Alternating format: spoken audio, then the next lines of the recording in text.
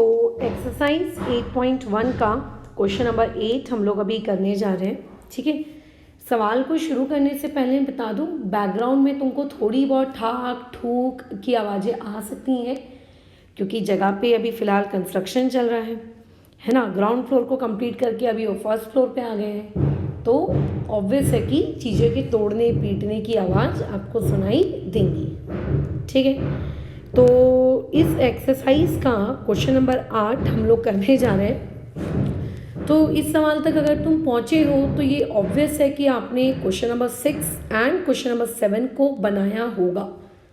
And अगर तुम्हें question number 6 and question number 7 थोड़ा सा भी याद है तो तुम ध्यान से ऑब्जर्व करो कि दोनों ही क्वेश्चन में एक वर्ड है बाइसेक्ट। दोनों ही क्वेश्चन में ये वर्ड है bisect angle A as well as angle C. ऐसा नहीं है कि ये वर्ड आप लोगों के लिए कोई नया है, इससे पहले भी आपने इस वर्ड को कई दफ़ा सुना है, बट स्टिल थोड़ा बहुत याद तो आ जाता है कि अच्छा हाँ यार, अभी तो हम लोग ऊपर ही 2 सवाल बाइसेक्ट वाले बनाकर आए हैं। ठीक है, सवाल में देखो बोल क्या रहा है कि A B C D is a rectangle, यानी कि क्वेश्चन वाले के अकॉर्डिंग आप लोगों को एक पर्टिकुलर फिगर दिया गया है। ठीक है, ये आप लोगों का फिगर है। इस फिगर का हम नाम दे देते हैं A for apple, B for ball, C for cat, D for dog. अब अगर ये रेक्टेंगल है तो हम जानते हैं अपोजिट साइड्स इक्वल होंगी, यानी कि ये वाला ए बी और ये वाला डी सी इक्वल होगा, ये वाला ए डी और ये वाला बी सी आपस में इक्वल होंगे, है ना। एज वेल एज यहाँ पे जितने भी एंगल हैं, हर एंगल आप लोगों का कितने डिग्री का होगा, 90 डिग्री का होगा। ठीक है, ये इस क्वेश्चन में नहीं बोला है बट बेसिक कॉमन सेंस है। अगर आप रेक्टेंगल के बारे में बात कर रहे हो तो ये तो होना ही है। अब बोल रहा है कि एक डायगोनल है ए सी। चलो ठीक है, तो हमने डायगोनल ड्रॉ कर दी, लेट्स से ए सी। ये जो डायगोनल ए सी है ये एंगल ए को बाइसेक्ट कर रही है, मतलब ये वाला जो टुकड़ा है लेट्स से 1 और लेट्स से ये वाला टुकड़ा एंगल 2, ये दोनों आपस में इक्वल होगा। ठीक है, ऐसा क्वेश्चन वाला कह रहा है। तुम्हें हो सकता है मेरे डायग्राम से ऐसा लगे कि नहीं मैडम ये इक्वल थोड़ी ना है, बट नहीं यार, रियलिटी में ये इक्वल है। सिमिलरली यही सेम डायगोनल ए सी जो नीचे में ये वाला एंगल है, अगर मैं इसको नाम दे दूँ 3 और अगर मैं इसको नाम दे दूँ लेट्स से 4, ठीक है, तो ये दोनों भी आपस में कैसे हैं, इक्वल हैं। ठीक है, तो अगर हम लोगों को क्वेश्चन का गिवन डेटा लिखना है तो गिवन डेटा में ये आएगा कि quadrilateral A B C D is basically a rectangle.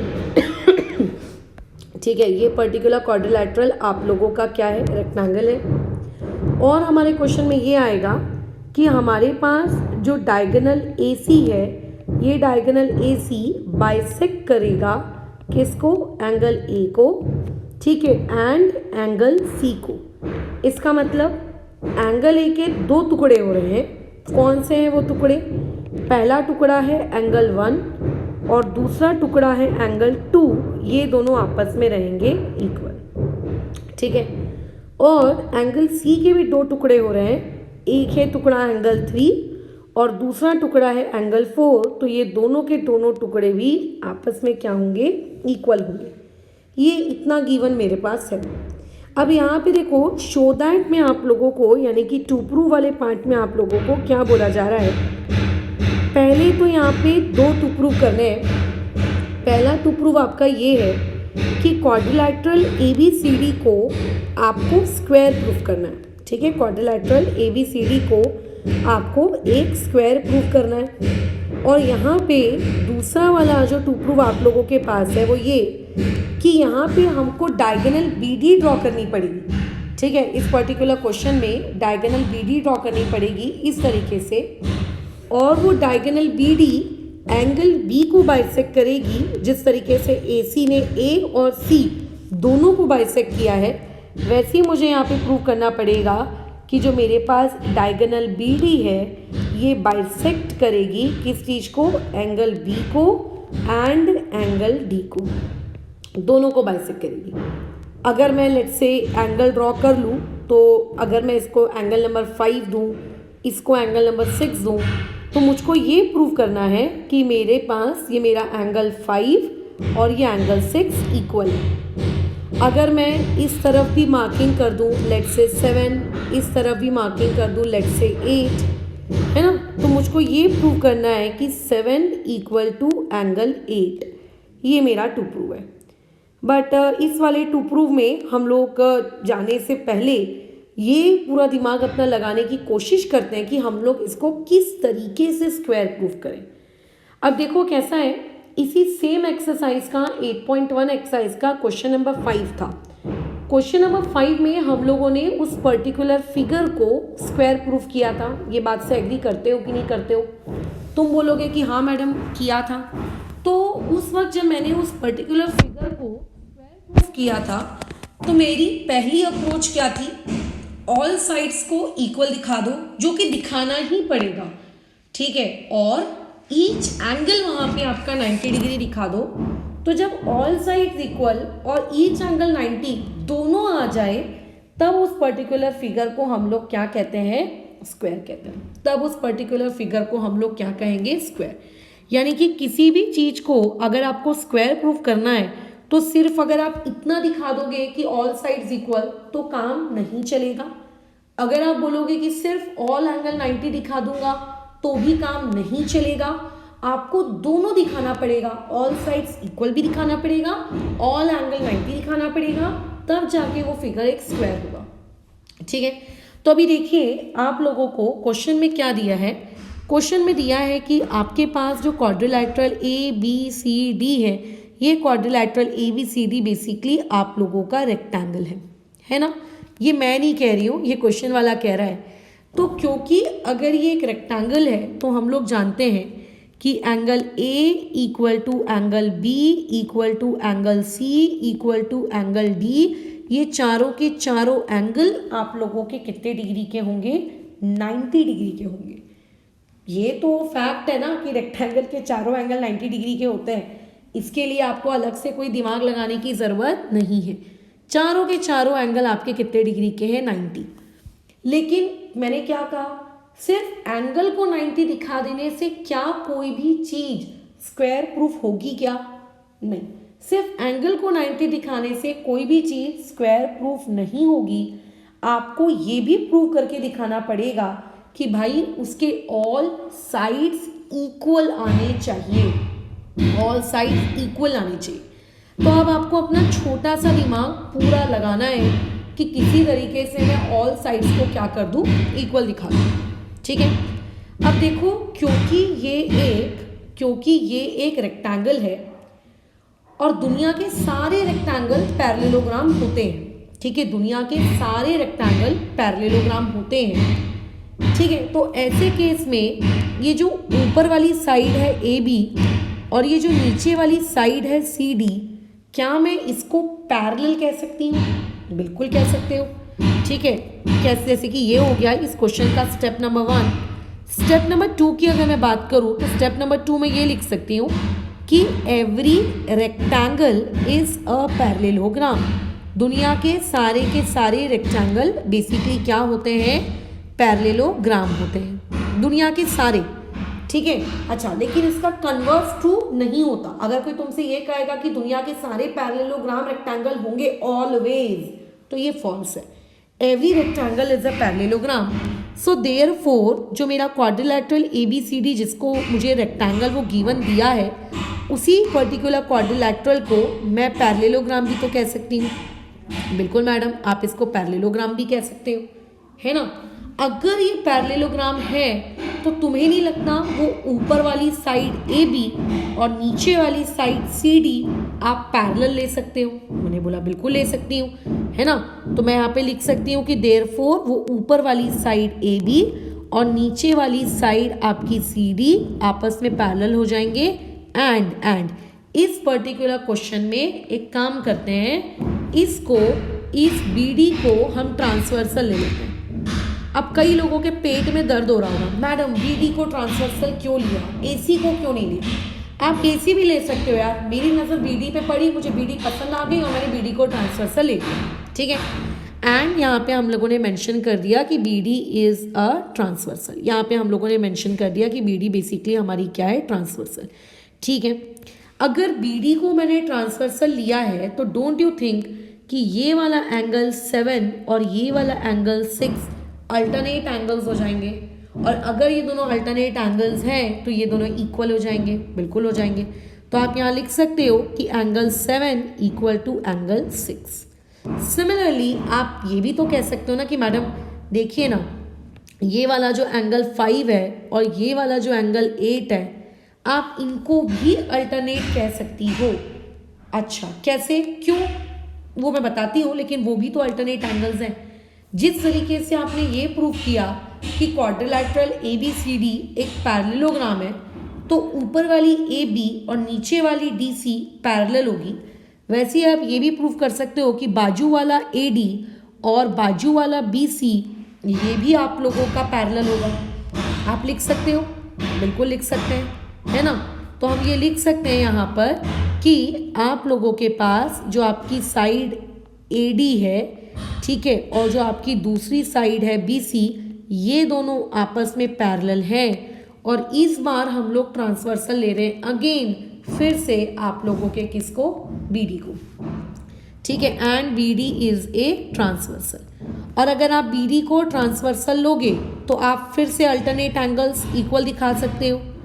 कौन सा वाला अल्टरनेट एंगल इक्वल दिखाओगे, 5 इक्वल टू एंगल 8। तो यहाँ लिख सकते हो एंगल 5 इक्वल टू एंगल 8। इसका रीज़न क्या होगा, इसका रीज़न होगा अल्टरनेट एंगल्स, है ना।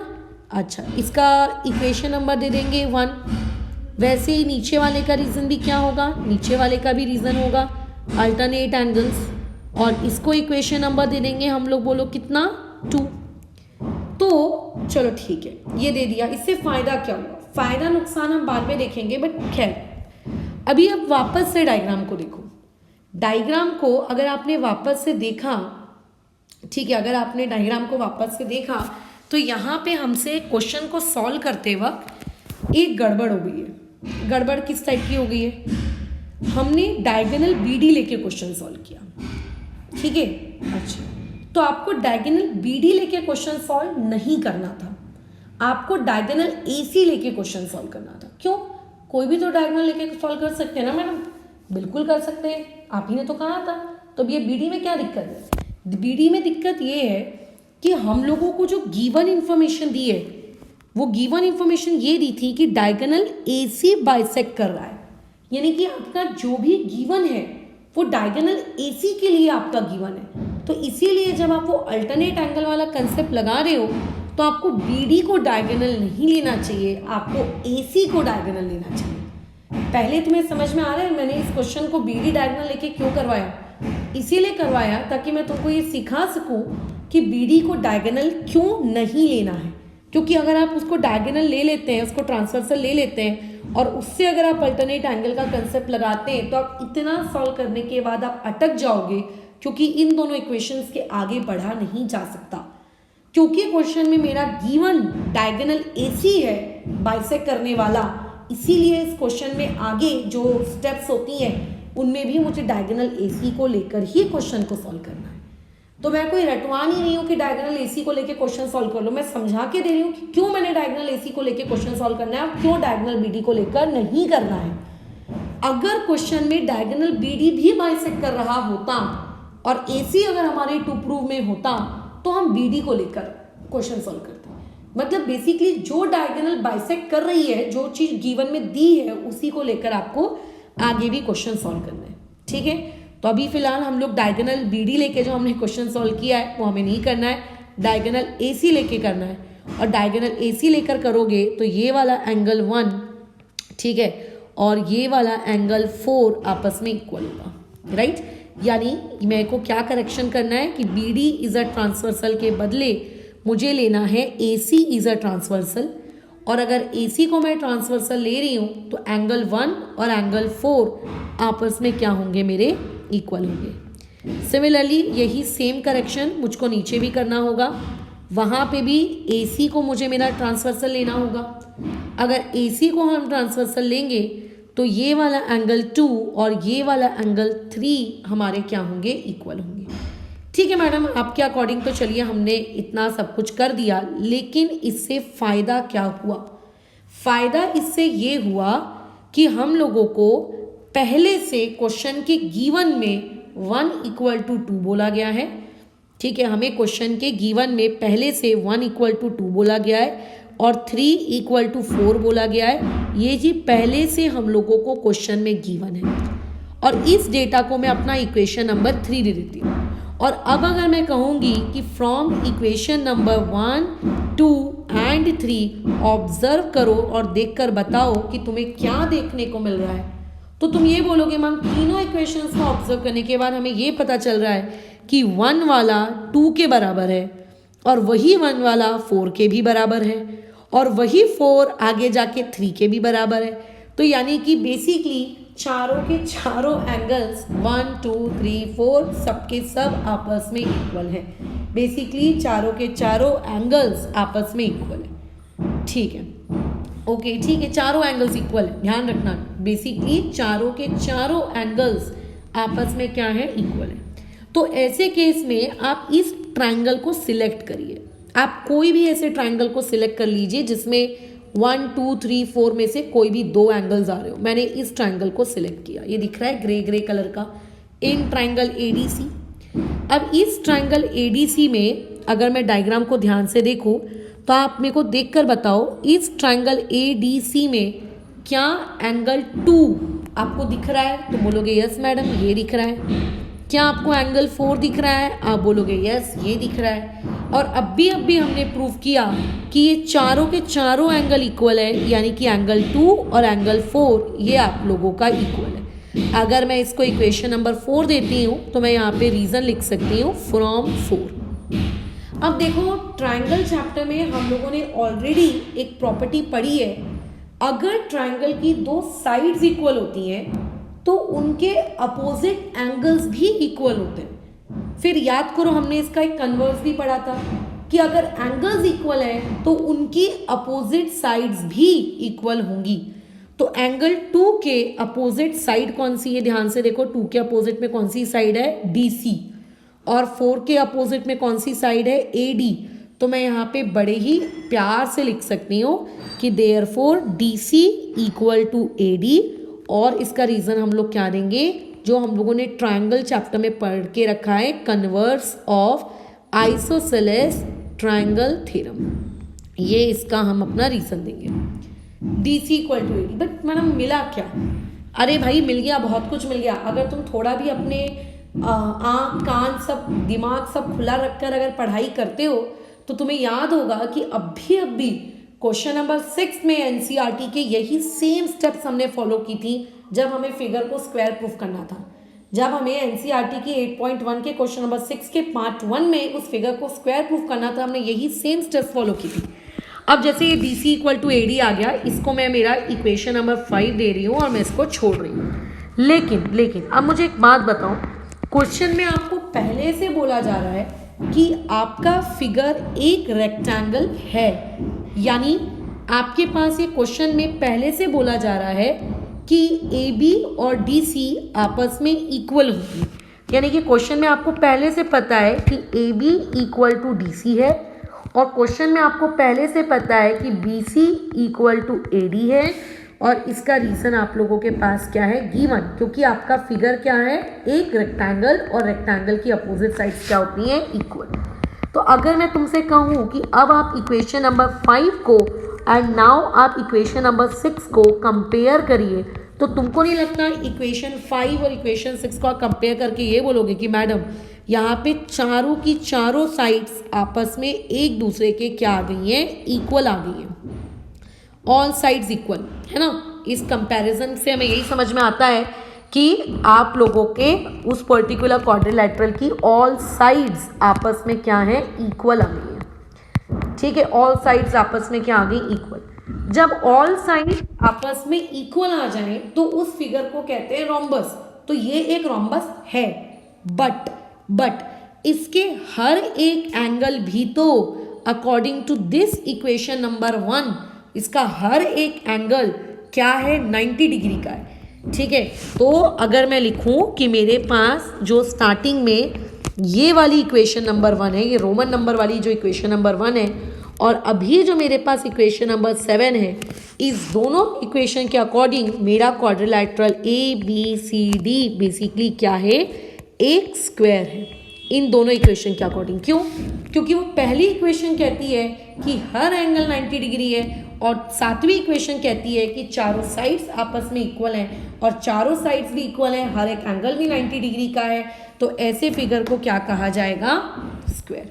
ठीक है, और यही हमारे इस पर्टिकुलर क्वेश्चन का प्रूफ का पार्ट नंबर 1 था, जो कि हम लोगों ने कर दिया। ठीक है, तो स्क्वायर प्रूफ करने के लिए सिर्फ चारों साइड्स इक्वल आ जाएं तो वो हो जाएगा, ऐसा नहीं होता है, हर एक एंगल 90 डिग्री का आना चाहिए। तो टू प्रूफ का जो पार्ट नंबर 1 है, ये हो गया हम लोगों का डन। ठीक है, अब हमें इसका जो सेकंड पार्ट है, हमें ये प्रूव करना है कि जो डायगोनल BD आपने ड्रॉ की, ठीक है, जो डायगोनल BD आप लोगों ने ड्रॉ की, वो डायगोनल BD एंगल B को भी बाइसेक्ट कर रही है और वो एंगल D को भी बाइसेक्ट कर रही है। जिस तरीके से आपको क्वेश्चन में दिया हुआ है ना कि डायगोनल AC एंगल A को बाइसेक्ट करती है as well as angle C को, तो अब आपको ये प्रूव करना है कि वैसे ही आप लोगों की, ठीक है, जो डायगोनल BD है, ठीक है, जो डायगोनल BD है, ये उस एंगल को भी क्या करती है, बाइसेक्ट करती है। ओके, कैसे प्रूव करेंगे? तो इसके लिए अगेन मुझे कॉन्ग्रुएंसी वाले 2 ट्राइंगल्स की रिक्वायरमेंट है। एक तो मैं ये ग्रे वाला ट्राइंगल ही ले लूंगी ADC, ठीक है, और दूसरा ट्राइंगल मैं लूंगी ये ग्रीन शेड का, जो मैं अभी ग्रीन शेड पे यार थोड़ा मिक्स हो जाएगा, पर्पल शेड का, ये पर्पल शेड वाला ये दूसरा ट्राइंगल लूंगी। और मुझे इन दोनों ट्राइंगल्स को क्या करने का है, कॉन्ग्रुएंट प्रूव करके दिखाना है। कौन से 2 ट्राइंगल्स मुझे कॉन्ग्रुएंट प्रूव करके दिखाने हैं? एक है मेरे पास ये ट्राइंगल मेरा, ठीक है, ADC, और दूसरा ट्राइंगल हम लोग ले रहे हैं AC और यहाँ पे B, ये वाले 2 ट्राइंगल ले रहे हैं, इन्हें हमें कॉन्ग्रुएंट दिखाना है। ठीक है, वो तो बहुत ही आसान है। क्यों आसान है? क्योंकि ये वाला AB और ये वाला DC इक्वल होगा अपोजिट साइड, ये वाला AD और ये वाला BC इक्वल होगा अपोजिट साइड, और ये वाला AC और ये वाला AC इक्वल होगा क्योंकि ये दोनों ही ट्राइंगल का क्या है, कॉमन साइड है। ठीक है, क्योंकि ये दोनों ही ट्राइंगल का क्या है, कॉमन साइड। तो मतलब मुझको अभी सेकेंड पार्ट प्रूव करने के लिए इन दोनों ट्राइंगल को मुझे क्या करना है, कॉन्ग्रुएंट दिखाना है। तो प्रॉपरली लिख लेंगे कि इन ट्राइंगल ADC, ठीक है, एंड आपका दूसरा ट्राइंगल ABC कौन किसके इक्वल है, फटाफट लिख दो, सेग AD ये कॉन्ग्रुएंट है बाजू वाले ट्राइंगल के सेग BC के, वैसे ही सेग आपका DC ये वाला कॉन्ग्रुएंट है उस वाले में सेग AB के, और इन दोनों का रीजन एक ही आएगा, और वो रीजन क्या होगा, opposite sides of a rectangle. इन दोनों का रीजन एक ही आएगा, opposite sides of a rectangle.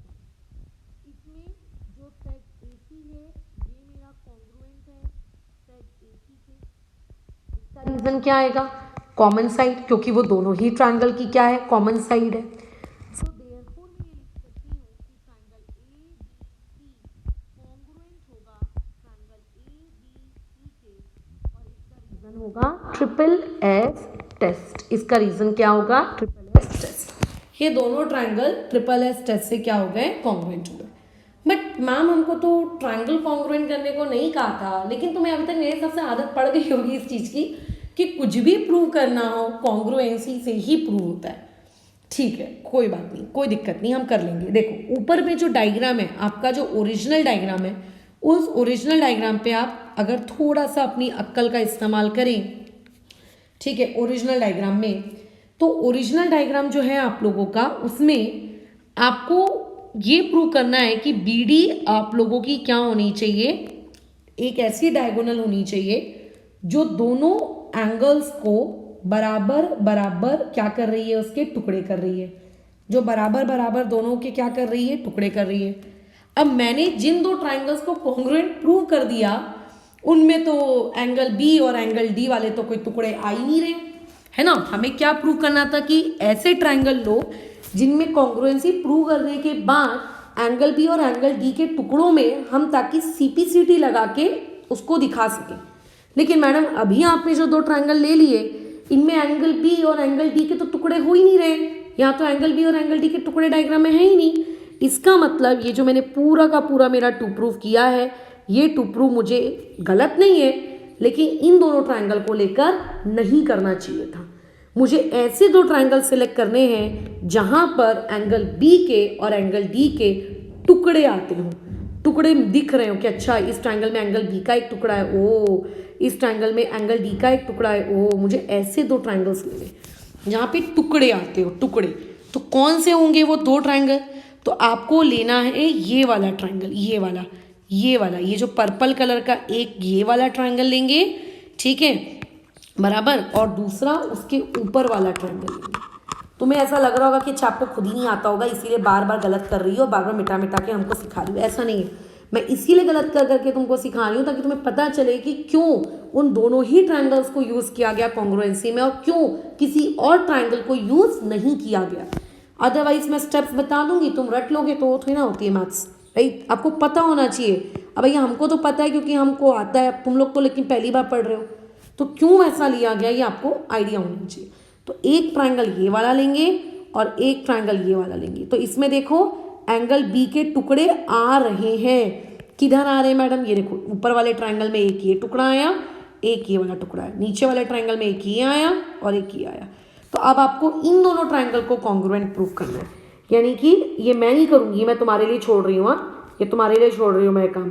ये ट्रायंगल ए बी डी, इस वाले ट्रायंगल को आपको नीचे वाले ट्रायंगल क्या नाम है डी सी बी, इसके कॉन्ग्रुएंट प्रूफ करना है, जो कि अगेन करना बहुत आसान है। क्यों? ये वाला ए बी और ये वाला डी सी इक्वल होगा, ये वाला ए डी और ये वाला आपका बी सी आपस में इक्वल होगा, ये वाला बी डी और ये वाला बी डी कॉमन साइड होगी। ये सबसे आसान है प्रूफ करना।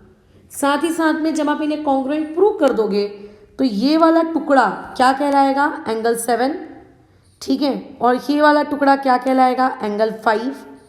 ये वाले एंगल बी का टुकड़ा कहलाएगा एंगल 8 और ये वाले एंगल डी का टुकड़ा कहलाएगा एंगल 6।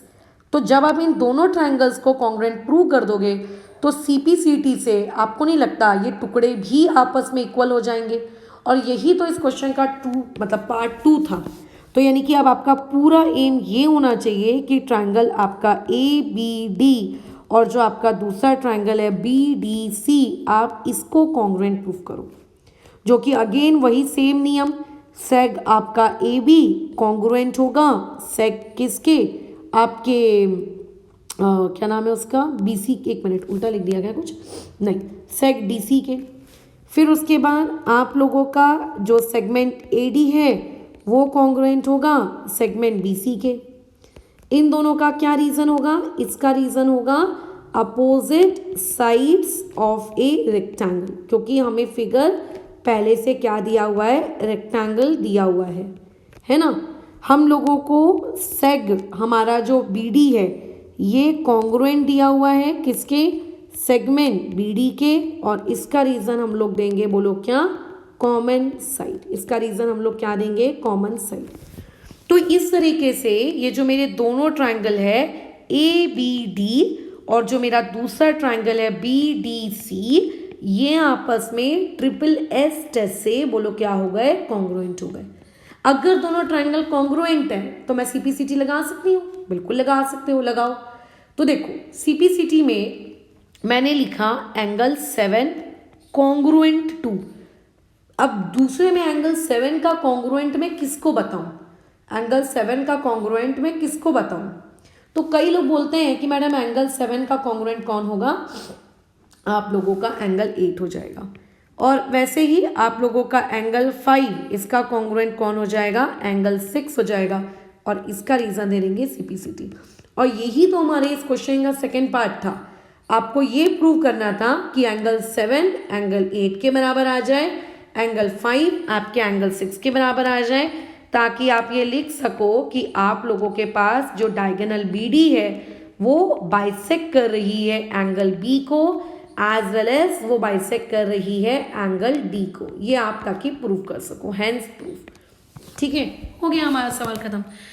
तो खैर बहुत ही छोटी सी चीज़ थी, इसमें तुम्हें ऐसा लग सकता है कि एक कन्फ्यूजन कि अच्छा पहले आपने ये ट्रायंगल लिया फिर आपने वो वाला ट्रायंगल लिया, थोड़ा सा हमको समझ में नहीं आया, बट तुम वो बताना उस तरीके से ज़रूरी था ताकि आपको समझ सके कि वही दो ट्रायंगल क्यों ले रहे हैं, कोई अदर ट्रायंगल्स हम क्यों नहीं ले रहे।